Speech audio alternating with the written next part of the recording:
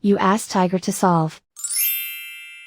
This deals with linear equations with one unknown. The final result is n equals 46. Let's solve it step by step.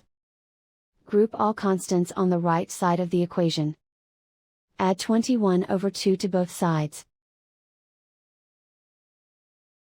Combine the fractions.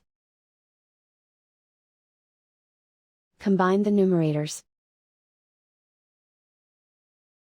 Reduce the zero numerator. Simplify the arithmetic. Combine the fractions. Combine the numerators. Find the greatest common factor of the numerator and denominator. Factor out and cancel the greatest common factor. And so the final result is n equals 46.